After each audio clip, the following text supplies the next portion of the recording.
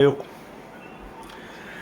فترة غياب قصيرة سببها الحزن احنا فيه، اللي احنا كزملكاوي فيه. الاهلي بيصحى الصبح كمشجع اهلاوي، صفقة يحيى عطا الله، صفقة مدافع مغربي، صفقة صفقة محمد بن رمضان.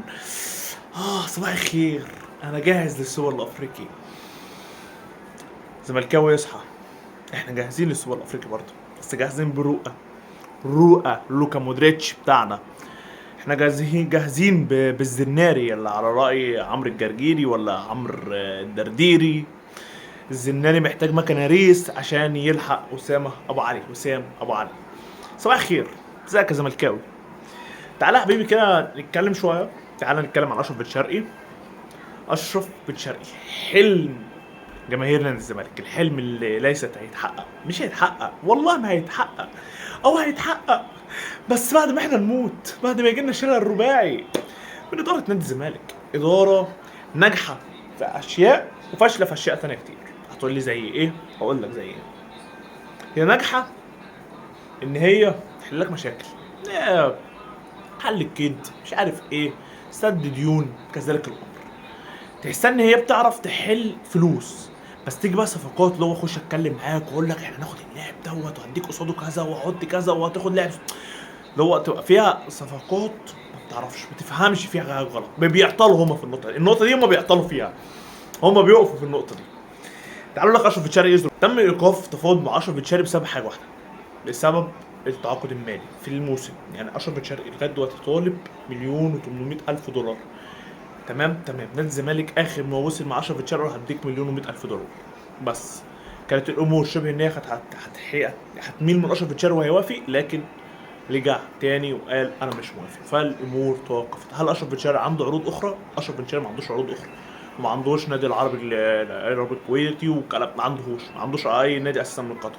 اشرف بن شرقي ما عندوش غير نادي، كان نادي الزمالك ونادي الاهلي ونادي الوداد المغربي فقط. اشرف بن شرقي ما عندوش عروض تانية خالص، ونادي الاهلي خرج من الصفقه زي ما احنا عارفين، فهو ما عندوش غير الحل الوحيد هو الوداد، والوداد تقريبا برضه هيكون بره الموضوع. فاشرف بن شرقي احنا مش فاهمين وجهته، بس اشرف بن شرقي تم تم ايقاف مفاوضات مع اشرف بن شرقي. طيب، في ناس ماسكه نقطه ان سيف الدين الجزيري قدم شكوى ضد نادي الزمالك واحنا صحينا على شكوى جديده واحنا ليه بيحصل فينا كده. لا، سيف الدين الجزيري ما قدمش شكوى في نادي الزمالك. سيف الدين الجزيري كل اللي عمله بعت خطاب لنادي الزمالك، قال له يا اداره نادي الزمالك انا ليا فلوس عندكم، انا ليا فلوس عندكم بعد اذنكم انا عاوزها.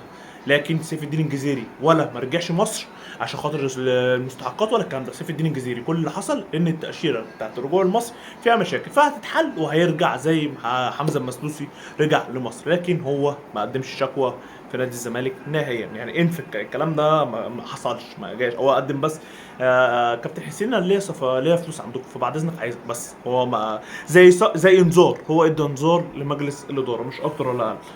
طيب، عايز اكلمك على صفقه جوناثان لاعب فيوتشر اللي هو كان المفروض نادي الزمالك هيجيبه. نادي الزمالك كان هيتعاقد معاه، لكن بعد كده نادي الزمالك قام فكر بشكل تاني. قال جوناثان هيكلفني اكتر، انا لا مش هتعاقد مع جوناثان، انا هجيب لاعب بنيه الاعاره لمده موسم وفي نيه الشراء. يعني هجيبه اعاره مده موسم وفي هيكون في البند نيه الشراء، يعني حقيقه الشراء اللي انا اشتريه بعد نهايه الاعاره ديت. تمام، هو مين بقى اللاعب دوت؟ يعني اركن دلوقتي جوناثان بنسبه 99% وخرج بره الصوره. تعالى مين هو اللاعب ده؟ اللاعب ده مغربي اسمه محمود بناتيك حاجه زي كده. محمود، خلينا في الاسم اللي عارف انطقه، وهو محمود. لاعب مغربي، لاعب عمره 24 سنه، لاعب بيلعب دلوقتي حاليا في الدوري الفرنسي. كان لاعب في الرجاء المغربي. لعب في الدوري الفرنسي لمده 26، لعب يعني في الموسم اللي فات 26 مباراه. صنع خلال 26 مباراه صنع هدف واحد وسجل هدف واحد خلال 26 مباراه. في الموسم اللي فات صنع هدف واحد وسجل هدف واحد. طيب، مع الرجاء المغربي لعب كام مباراه؟ مع الرجاء المغربي لعب 37 مباراه وسجل خلالها هدفين وصنع خلالها 4 اهداف. انت ممكن تقول لي ارقامه مش كبيره. تاني حاجه اقول لك ان هو سنه صغير وما لعبش كتير، ده هو لعب في الرجاء ولعب في الدوري الفرنسي، لكن انا شفته وشفت فيديوهات ليه اللي قدرت اخلصه لك ان هو نسخه مسخره من احمد فتوح. اللاعب مهاري، اللاعب سريع جدا، اللاعب عرضياته كويسه جدا، ده من اللي انا شفته كفيديوهات. بس برضه انت بتختلف لما بتشوف في ماتش كامل غير فيديوهات. بس انا ما قدرت اخطف لك منه، لمحت ان هو اللاعب مهاري وسريع وعرضياته كويسه. وفي نقطه جوميز بيحبها، هو ان الباك يضم لنص الملعب، يضم للعمق. هو اللاعب ده بيعمل النقطه دي، بيضم للعمق اضافه ان يعني لما بيلعب تحت صانع العاب كويس وهو بيضم للعمق. شفت له كذا حد بيرمي له كذا سيرفرات بيعرف يخلص قصاد الجول، بيعرف على قد اهدافه كانت قليله بس شفت له الجونين ولا الاربع تجوان اللي سجلهم في تاريخ حياته دولت كانوا بشكل كويس، شكل هو يدل له بيعرف يخلص قصاد الجول. فلاعب كويس جدا زي ما قلت لكم. زيزو يا علي، زيزو ايه ظروفه؟ انجز يا علي، زيزو ايه ظروفه؟ تعبنا يا حسين يا لبيب. زيزو لو اتباع الجماهير هتموتك. زيزو مش لباع، زيزو مش لباع، زيزو ذات نفسه مش عايز يمشي، مش عاوز يمشي بسبب ان قلت لكم ان العرض اللي جاله عرض من درجه تانية. زيزو انا في الزمالك، سيب الزمالك وروح درجه تانية مهما كانت ايه الفلوس. فلا، زيزو اطمن يا عزيز الزملكاوي، زيزو في الزمالك، زيزو ورب يكون قاعد زيزو مكمل يعني. زيزو مكمل، مش هقول اكتر من كده، زيزو مكمل اخويا. طيب تعالوا اقول لك عن اللعيبه اللي راجعه من الاعاره بقى. تعالى كده عشان اتخنقت. انت عندك لعيبه كتير قوي راجعه من الاعاره، عندك لعيبه تم خلاص ان هم هترجع وهتبقى في الزمالك خلاص، في لعيبه لسه منتظره رد الجهاز الفني. طب اللعيبه اللي رجعت وهتبقى في الزمالك خلاص، احمد محمود خلاص، اللاعب اللي كان معار النادي الجونه، اللاعب اللي بيلعب باك في ناحيه عمر جابر، ده خلاص في الزمالك بشكل نهائي ومش هيروح اي نادي تاني، هو في الزمالك. اللاعب حسام اشرف اللي كان معار النادي بلديه المحل راس الحربه، خلاص في الزمالك بشكل نهائي. ماجد هاني محمد طارق، ماجد هاني برضو اللي كان معار نادي الجونه، ومحمد طارق اللي كان معار النادي المصري.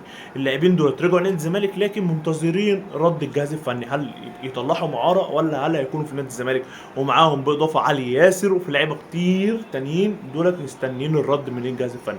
طب اللعيبه اللي هتبقى خلاص موجوده في الزمالك ويعتبر اخذت الرد، هو زي ما قلنا حسام اشرف واما احمد محمود.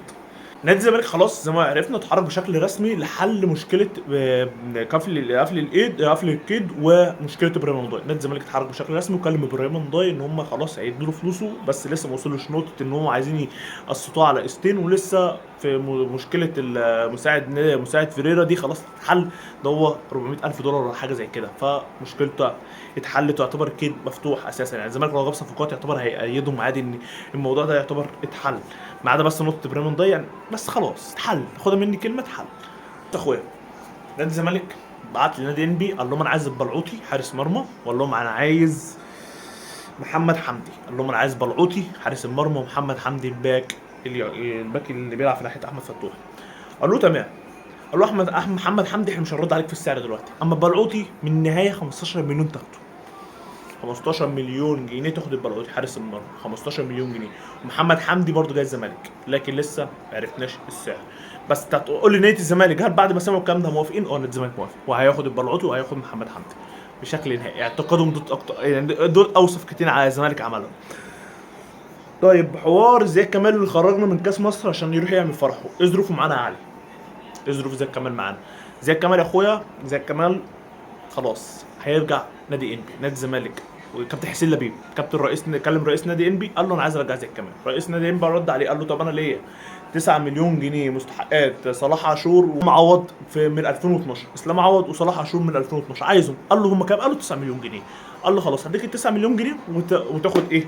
زياد كمال ونقطع الاعاره. فزياد كمال مش في الزمالك الموسم الجاي، زياد كمال بره نادي الزمالك ورجع لنادي انبي. اكلمك في موضوع حراسه المرمى برضه. تقول لي دلوقتي طب عواد بره، انت لسه قايل البلعوطي خلاص في نادي الزمالك بشكل نهائي، هل عواد بره ولا عواد مكمل؟ عواد ذات نفسه مرحب بالتجديد لنادي الزمالك. عواد احنا اخر فتره بنشوف على الاستوريات بتاعته تدريبات وجيم ومهتم باللياقه البدنيه، فاللاعب شكله هو عايز يبان بشكل اخر مع نادي الزمالك. فنادي الزمالك يعني عواد خلاص هو موافق على التجديد، لكن في امور واقفه. ايه هي؟ نادي الزمالك اساسا لسه ما اتحركش مع عواد، يعني نادي الزمالك محدش كلم عواد اساسا فاهمني، بس لو كلموه فعواد عايز يجدد. ده في حوار حراسه المرمى. طب مين اللاعب الاخر اللي نادي الزمالك مهتم بيه؟ هو عمرو كلاوي لاعب سيراميكا كليوباترا اللي كان معار لنادي سموحه. عمرو كلاوي بيلعب خط وسط. انا مش عارف ليه انت بتتعاقد مع عيل في خط الوسط، لا لاعب في خط الوسط يعني ليه عمرو ده وليه ده؟ انا مش مميز اساسا. انت عندك محمود صابر، فين محمود صابر؟ طب يا عم سيبك محمد غنام لاعب فيوتشر خط الوسط، فين ده؟ عندك لعيبه كتير افضل من اللي انت رايح تهتم بيه ده. فنادي الزمالك انا مش عارف يا عزيز الزملكاوي، انت قدامك يعتبر احنا النهارده 27 في الشهر، 4 ايام والشهر ده يخلص وقدامك حوالي 18 يوم وباب الكيد يتقفل، باب الكيد السوبر الافريقي يتقفل، اللي هي المفروض كام 20 لاعب فهتتقفل خلاص. انت رايح تعمل صفقات يعني بعيد عن الباك اللي قلت لكم عليه اللاعب المغربي، انت رايح تتكلم على صفقات يعني عاديه، مش هي اللي تخليك تكسب نادي الاهلي، مش هي.